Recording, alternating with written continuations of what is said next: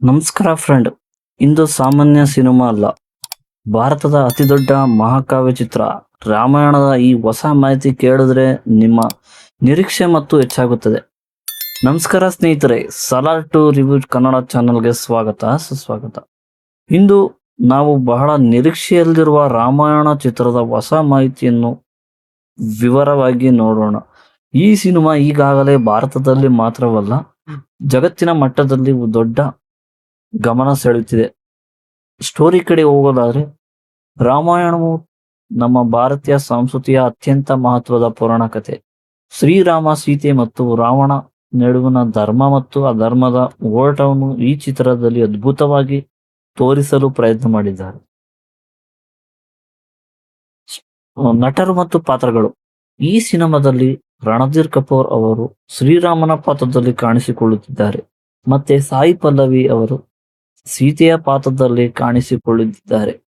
ಹಾಗೆಯೇ ನಮ್ಮ ಯಶ್ ಅವರು ಸಹ ರಾವಣ ಪಾತ್ರದಲ್ಲಿ ನಟಿಸುತ್ತಿದ್ದಾರೆ. ಈ ಕಾಸ್ಟಿಂಗ್ ನೋಡಿದರೆ ಈ ಸಿನಿಮಾ ಎಷ್ಟು ದೊಡ್ಡ ಮಟ್ಟದಲ್ಲಿ ಬರುತ್ತದೆ ಅನ್ನೋದು ನಮಗೆ ಸ್ಪಷ್ಟವಾಗುತ್ತದೆ. ಮೇಕಿಂಗ್ ಮತ್ತು ತಂತ್ರಜ್ಞಾನ. ಈ ಚಿತ್ರ ನಿರ್ದೇಶನ ನಿತೀಶ್ ತಿವಾರಿ ಅವರು ಅತ್ಯಂತ ದೊಡ್ಡ ಮಟ್ಟದಲ್ಲಿ ತಯಾರಿಸಿದ್ದಾರೆ. ಚಿತ್ರದ ದೃಶ್ಯಗಳು ತುಂಬಾ ಭಾವವಾಗಿದೆ ಕಾಣಿಸುತ್ತದೆ. ವಿಶೇಷ ಪರಿಣಾಮಗಳು ಅತ್ಯಾಧುನಿಕ ತಂತ್ರಜ್ಞಾನದಿಂದ ಮಾಡಲಾಗಿದೆ. ಅನ್ನೋದ್ರೆ VFX, ಹಿನ್ನೆಲೆ ಸಂಗೀತ ತುಂಬಾ ಶಕ್ತಿಯುತವಾಗಿ ಪ್ರೇಕ್ಷಕರಿಗೆ ಭಾವನಾತ್ಮಕ ಅನುಭವ ನೀಡಿದ್ದಾರೆ.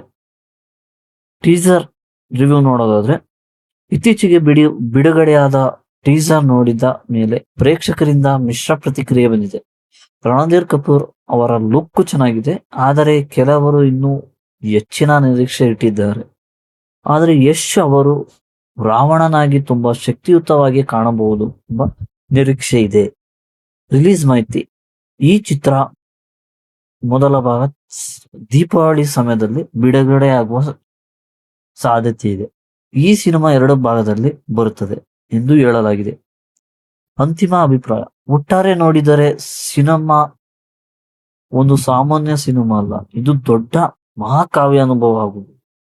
ಸರಿಯಾಗಿ ತಯಾರಿಸಿದ್ದಾರೆ. ಇದು ಭಾರತೀಯ ಸಿನಿಮಾದಲ್ಲಿ ಹೊಸ ಇತಿಹಾಸ ನಿರ್ಮಿಸಬಹುದು, ಆದರೆ ನಿರೀಕ್ಷೆ ತುಂಬಾ ಜಾಸ್ತಿ ಆಗುವುದು ಸವಾಲು ಕೂಡ ಇದೆ.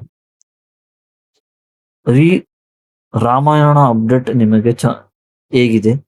ನಿಮ್ಮ ಅಭಿಪ್ರಾಯವನ್ನು ಕಮೆಂಟ್ ನಲ್ಲಿ ತಿಳಿಸಿ. ವಿಡಿಯೋ ಇಷ್ಟವಾದರೆ ಕಮೆಂಟ್ ಮಾಡಿ, ಶೇರ್ ಮಾಡಿ, ನಮ್ಮ ಚಾನಲ್ ಅನ್ನು ಸಬ್ಸ್ಕ್ರೈಬ್ ಮಾಡಿ. Thank you. ಮುಂದಿನ ಭಾಗದಲ್ಲಿ ಸಿಗ್ತೀನಿ.